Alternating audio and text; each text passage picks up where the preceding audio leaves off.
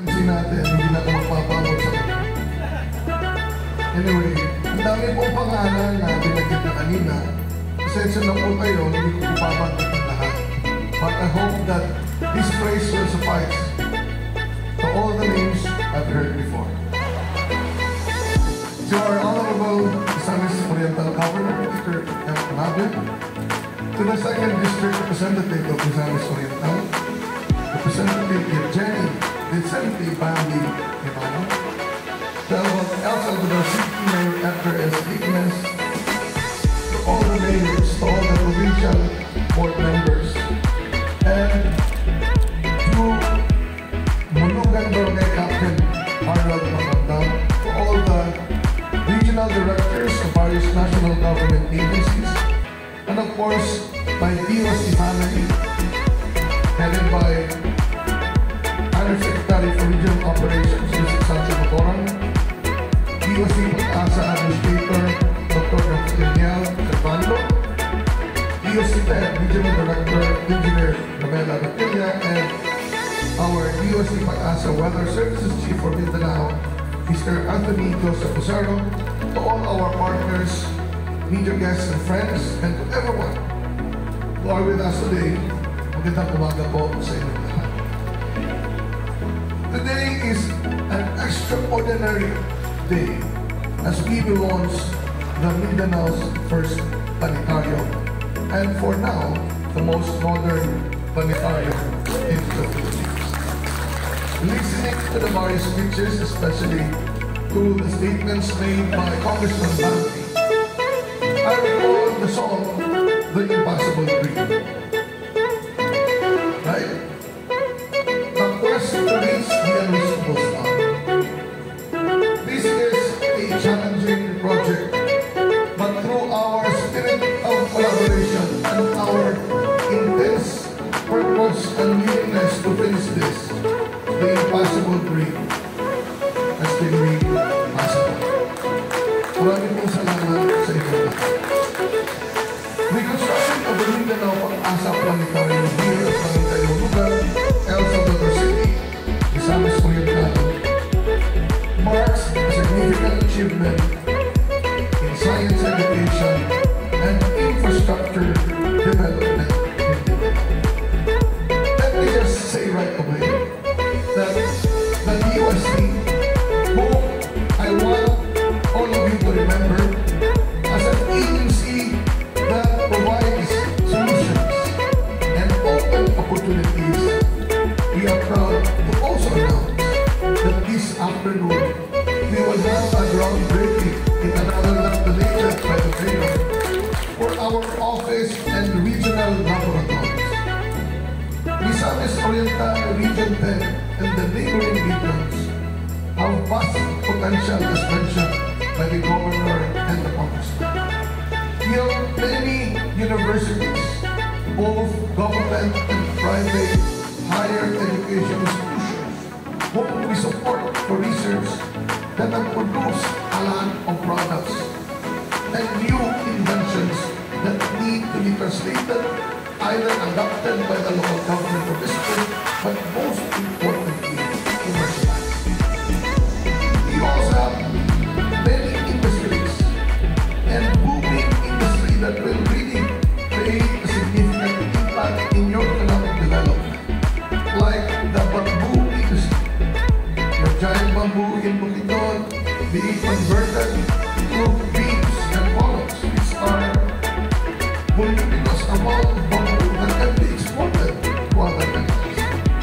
I'm very proud to say that, for example, in MSU, you have many products already developed out of agricultural products or wastes. For example, in Iligan, the development of foam from coconut oil, the development of sorbent to absorb any oil, the development of structural materials to insulate the walls. Why we have that? There is an ongoing discussion on shifting the school calendar. Mas mainit po. But science and technology must be involved para yung mga school buildings ay mas malaki. Using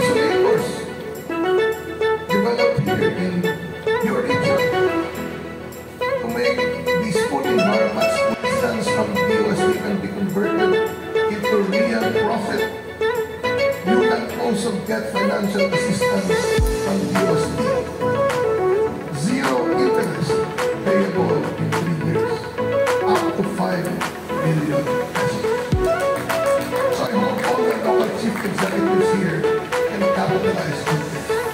Our assistance is not only providing you the grant through landmark, but we will guide you. We will be beside you, not behind you. We will be beside you and continuously support you in your journey.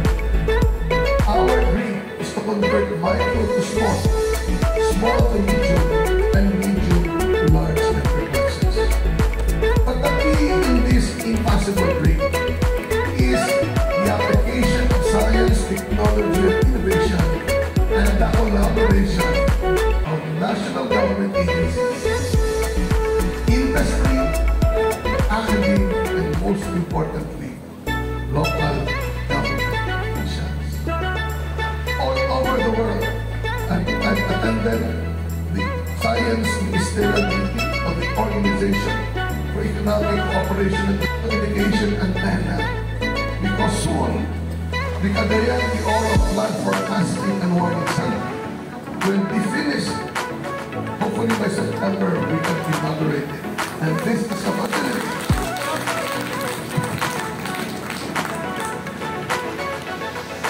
Meaning, hindi lang po planetary ang pwede bisitahin ng ating mga kabayan.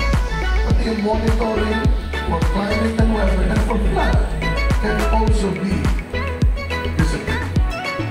A new concept that DOST is really emphasizing as we provide scholarships for high school, undergraduate, masters, and PhD is the concept of word-integrated learning. You cannot just educate students in school. They have to be exposed to real businesses and industries.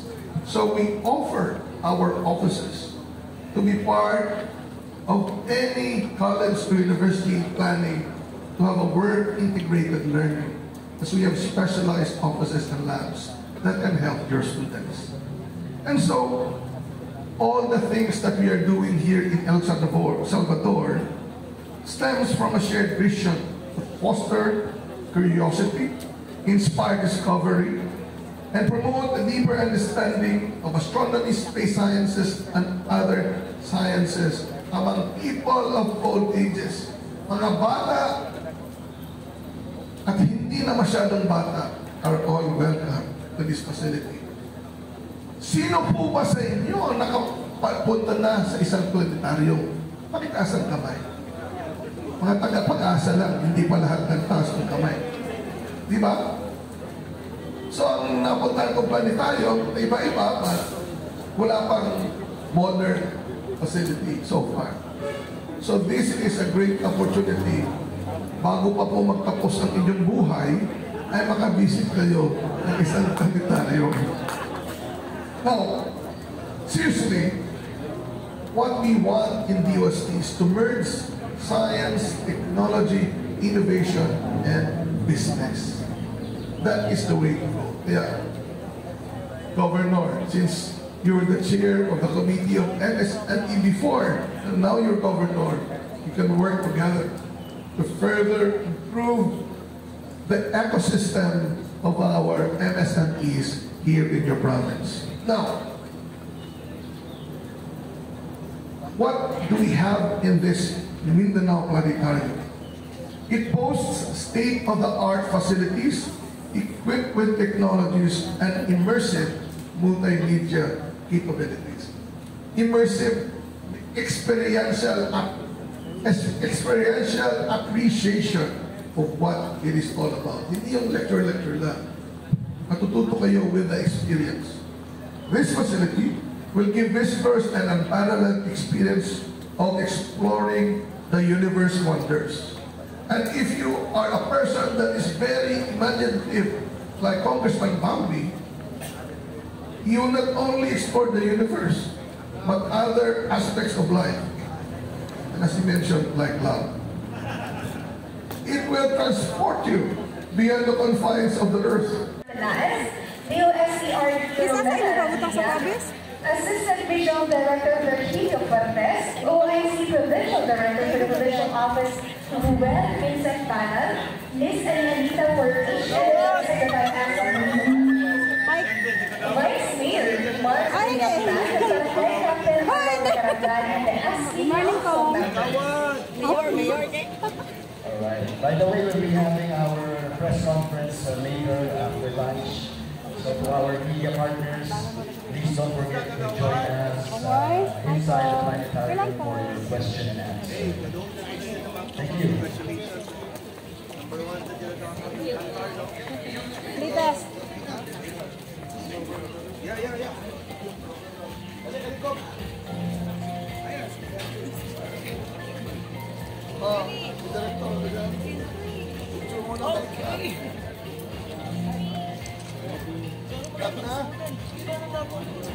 One, 3, 2, 1. Ready, go! Pakpak! Ano tayo pa? Siya na sa magkaslo.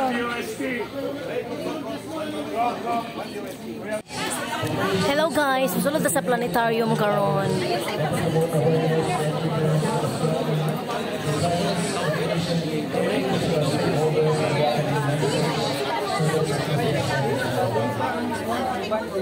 Second batch lang. Hindi na maigo sa sulod. So please remind po yung ating mga guests to please remain outside po muna. Yung ating po mga officials papasok. Ayan. Join by our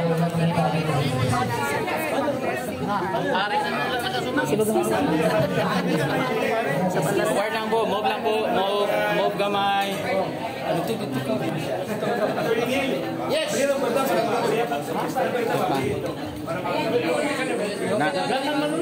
Ayan, father.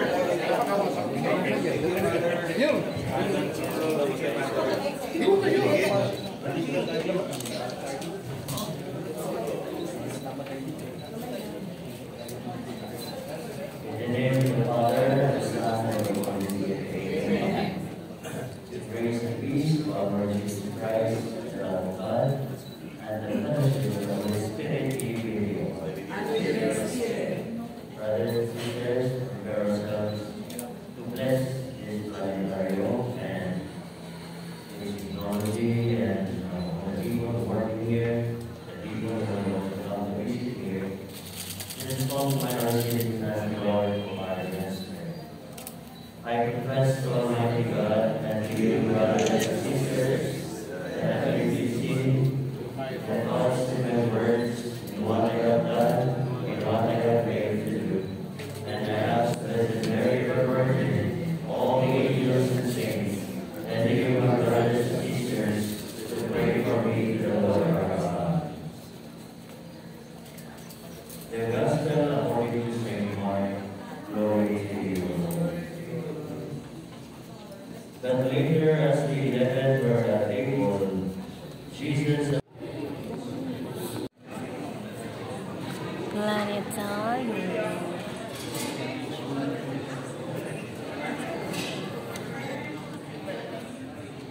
He shared my life with a little bit of my personal promise to myself that even though I studied in the U.S. and there were many and that I will come back to the Philippines thinking that my fulfillment is not about money but how I will impact the lives of our kababayan. So that was the purpose. But of course, iba-iba ang ating needs. But later on, government salary standardization happened. So parang, in the scheme of things, may laban na ang sundo ng gobyerno. And there's a special law, Magna Carta for scientists and engineers, that provide additional incentive to scientists and engineers that stay in the UST and other government agencies. So, competitive naman ang salary. But what what is important, sabi ko kay Kong, hindi lang naman pera eh. It's the fact that our kababayan should appreciate government workers. What do we contribute? How do we deal with them? So kami sa laki po akong FIBOC. So I find fulfillment when I go to communities. This is very similar experience. Yung Sigma Borang is also a homegrown talent. We started from the lower ranks. I will be 40 years in government service by October. When we see our kababayan appreciate what we do, when we see our kababayans work with us, like partnering in disaster-related preparedness drills, or they come to us to be assisted, and they're very happy about their experience. Yung fulfillment mo is in what you do. So, but beyond that though, siyempre, kailangan namin palakasin yung relevance ng DOST officials and employees in the economic development of the country. That is the next step that what we're trying to do. So yun po yung ginagawa namin. Of course, we appreciate if there will be a new salary standardization, but sa tunay na buhay, kahit sa ibang bansa, yung nagtatrabaho sa gobyerno, will also live. But the most important thing is maraming natitira. And that is why in DOST we're developing an ecosystem that we work as one and learn from each other. And that is what we want to sustain in DOST. Also, I have a plan to nurture young engineers and scientists to have a better market perspective of what we want to do. Nagkakwentuhan nga kami ni Congressman Bambi doon sa kanyang proyekto na in-analyze niya muna yung economics of things bago nag-invest. So this is the same formula that we should be doing in DOST. So we are giving more opportunities for our DOST employees and staff to have more impact to the Philippine socio-economic development. So yun po yun. So, you will hear in the future that we will embark on a very exciting set of programs that essentially will merge science and business, technology producers and investors and capitalists. And this is not only for DOST, but for DOST-supported projects with the universities. That is to create wealth out of our effort to help businesses, industries, or startup companies, or people with ideas that can help other people. So if we are endangered species, we are developing new species of DOST staff, relevant to present and future generation. Thank you. In Transpain, kung basihan sa ginagawa namin sa central office, but considering siguro the first few weeks or siguro, then we will discuss kasi right now, unless may requires legislation, ang makolekta namin from the Transpain. Hindi naman namin magagamit kasi diretso yun sa National Treasury. So hopefully we will be assisted by Honorable Congressman. But yeah, very minimal and certainly it is affordable to common people. So, yeah, if I may add, my chief of staff here is Matt, and she's actually now taking notes. The way they explained it to us is that the fees that will be received, even if it's minimal, with the volume of students that will be coming, it doesn't mean that they can spend it for the maintenance. Pag may nasira dito, na yung pera na yun, pwedeng gamitin sa pagpagawa. Ang kikita nila rito, babalik sa National Treasury. So the bill that we will be filing is the earnings of the planetarium should go back to whether the regional office, or a certain percentage should remain in the central office or in the regional office. Kasi, it's not going to be easy maintaining this. And with the technology, sabi nga ni Secretary kanina, yung pinakita kanina, isa lang, one of the many lang na pwedeng ipakita dito palabas eh. And some are bought. the shows, the copyright are on. So yeah, we try to do what we can. But I'll be helping them, and Chief of Staff is actually taking notes already. Thank you. Thank you. Last lang po. Personal coordination para pupunta. Hindi po nasagot. Yes, yung coordination, paano po makapunta dito? Ano pong gagawin nila? Actually, through our regional office, may regional office kami first dito mismo. And then, nasa website naman yan. And then, schedule. As a social media account namin, there is a form there. You could fill that form and then you submit it to us. Mag-i-schedule lang kami. We will give you a reply immediately after we receive those requests. They will first. Kailan kayo entertain basketball? Mondays are first operation. But you could request for a schedule if you want immediately after this. Meron na kami media account at may form na. Thank you. Salamat po. Thank you, sir. Alright, so, meron pa isa last debate po. Magandang hapon. Magandang hapon po sa lahat ng Janapin from Strong Radio to natin itong lalo-lalo na yung mga for educational information or educational tourism po ditong planetarium, yung mga schools natin dito po sa Misamis Oriental. Yeah, I was asking earlier, Kikit Temple.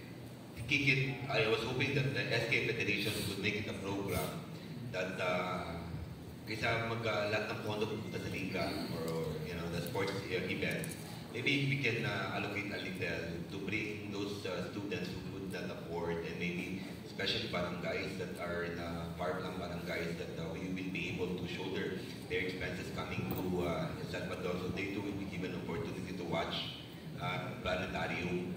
And when it comes to funding, I hope that Mayor Lignes and the local chief executives, all of them are present here, that you will be able to shoulder through your local school board fund. Kasi ang Congressman wala eh. Pero kay Gop, I don't know what the plan is. Ikaw po. Nag-istorya kami ni Engineer Lignes na buwatan ng package to.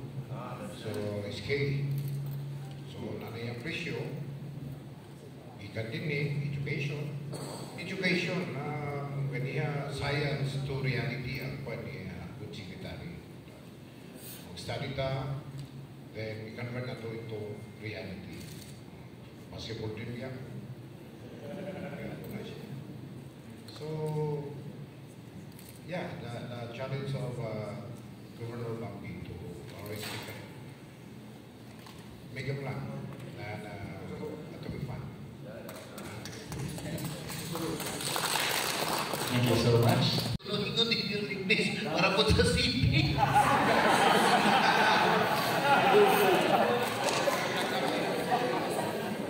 Yes, you can really, but you can, in all tourism sites, na allowed man ang environmental fee, even in Boracay, whatever, na may environmental fee, it should have to be created through an ordinance na para official yun ang inyong ma-issue ng mga receipts.